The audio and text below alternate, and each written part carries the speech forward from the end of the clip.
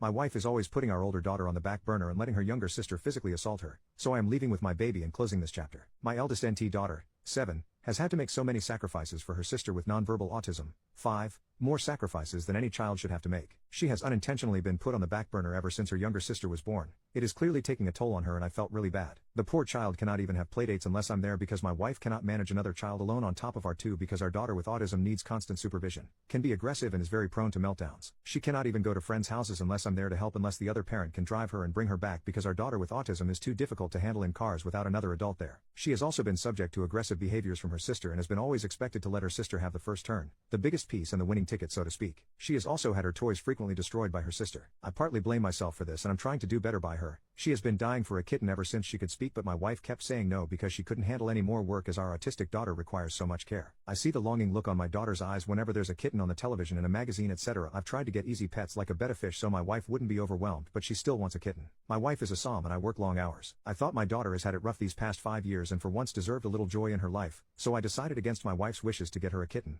The joy on her face ever since having her new kitten brought tears to my eyes and I'm not a crier. My wife is furious with me and has demanded that I return the kitten. Our daughter cried so much over hearing this I have usually acquiesced to her but this time I put my foot down and said absolutely not. I understand she's overwhelmed but our daughter deserves a little bit of joy in her life for once, and as she gets older she will be able to handle the kitten more. Our daughter is a person and not just supposed to be a decorative artifact in her sister's story. I understand she's the one who's home and has to help take care of it much of the time, but it will not be a kitten forever and it will grow into a more independent cat. At least our daughter was asking for a kitten rather than a puppy which is a lot more work. I've seen a lot of posts on here about adult children of disabled siblings going no contact with their parents due to emotional neglect and I am trying to prevent that from happening. Update. My wife and I are now separated and more likely than not getting a divorce. I have tried everything and my wife has refused all suggestions. She refuses respite care because daughter with autism doesn't like strangers. Said the same thing when I offered to hire a pet sitter for the kitten for when I'm not home to help. I spoke to an old acquaintance of mine from college who is now a child psychologist because I was at my wit's end. He said I'm going to be very candid with you. Children with high needs autism such as yours will only get bigger, stronger, and worse. Yes, she may currently be helped by ABA therapy and such, but all that help/training will go out the window once she hits puberty. And in every single case their siblings have ended up with psychological issues,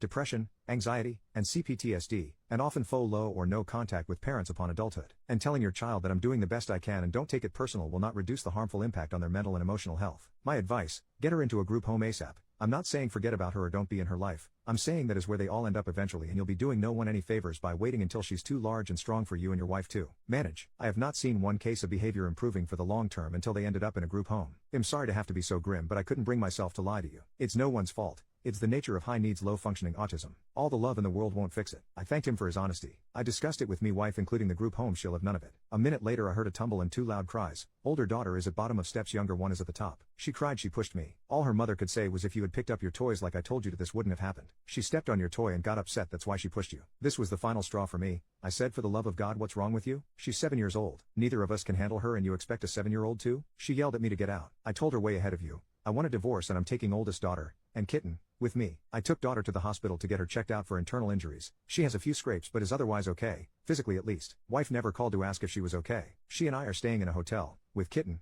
until I find us an apartment. We've only been here 3 days and I already see such a difference in daughter. She's not the shell of a child I once knew. She's happy, vibrant, calmer than I've ever seen her and hasn't cried once, while she used to cry 1-2 a day before. I do also plan to get her therapy ASAP, which her mother wouldn't let her do claiming no time. But when I offered for her to do Zoom sessions with therapists she said no because she doesn't want the therapist judging her. And she absolutely adores her kitten. She stays with my parents while I'm working. And I plan to send more than ample child support/alimony to my wife and other daughter and let them have the house. I did what I had to do for her well. Being the child psychologist I spoke with said I'm the first parent he's seen who advocates this much for the well child. And that broke my heart.